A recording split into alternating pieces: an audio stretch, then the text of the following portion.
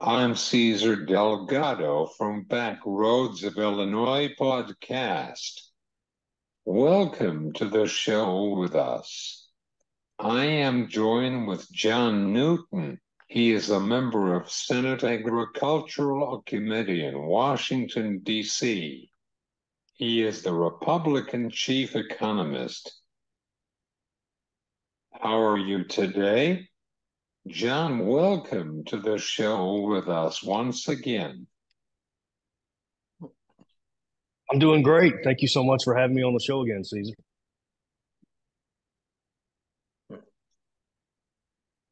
Let's talk about the rural economy and reflection on the economy as a whole. What is your opinion for this matter?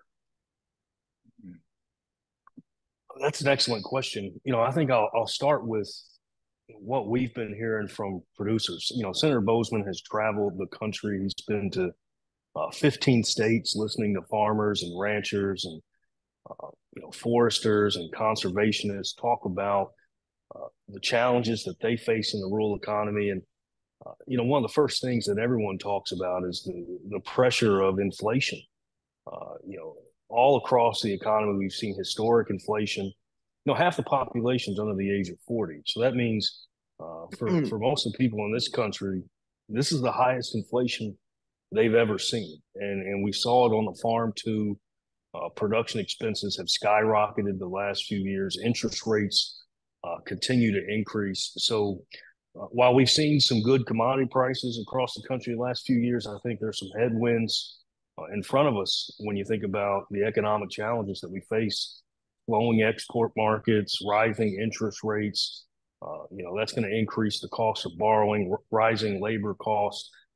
Farm production expenses are not going to go down rapidly anytime soon. And I think that's going to, be a damper on the rural economy.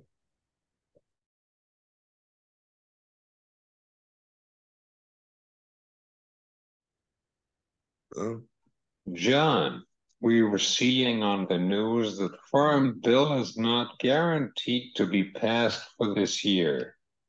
Perhaps since 2013, how does it have much value for farmers and ranchers to be in the state of mind? Well, every farm bill is unique, Caesar, and this year is like all the years before. We're running up against the deadline. I think this week the farm bill expires, but thankfully, the authorizations in the farm bill, whether it's crop insurance or the nutrition program, those can access to those ARC and PLC programs for the 2024 crop year that they'll plant next spring. So again, we do have some time after September 30th when the farm bill expires, but I think all eyes are on the end of the year to either get something done or possibly have to consider some sort of extension. But like I said before, staff, we are working as hard potential extension of the farm bill, and hopefully we don't come to this point. But if we don't get an extension and this farm. Finally, what is your opinion on the Farm Bill? This legislation is no guarantee for this year because those lawmakers wouldn't be not possible get it done this time. Could you tell to the audience about it?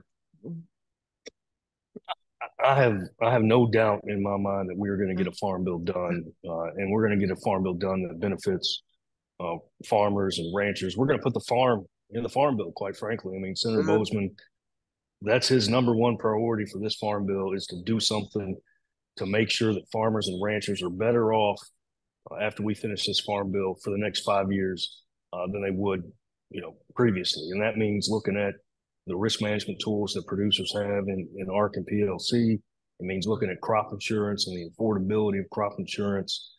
But it's more than just your risk management tools. There are other things that rural America needs. You think about, rural hospitals. Broadband is another issue we hear a whole lot about from farmers when they come to Washington, D.C.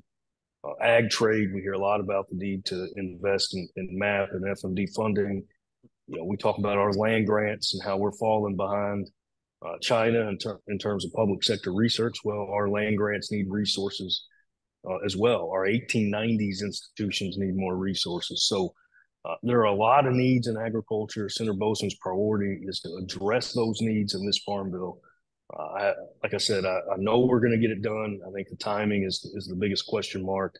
We're working as hard as we can to get it done this year, and hopefully within 6 months you'll have me on the show again, and I'll tell you about the farm bill.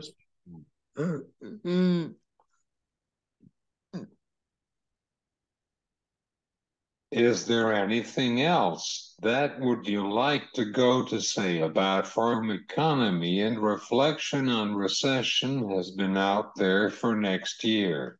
I mean, you're exactly right. The fears of a recession have been there, throughout this year, and now moving into next year. You look at the interest rate environment. You look at changes in debt loads that consumers have. You look at the housing market. All the financial indicators. The challenge is they're all pointing in different directions. So you don't know if we're going into a recession or if things are getting better. Inflation is started to tick back up again.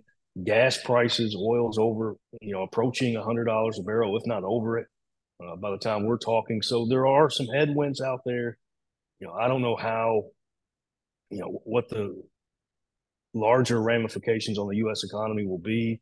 Student loans repayments start soon. So, I think there's a lot of uncertainty on the overall health of the U.S. economy moving forward.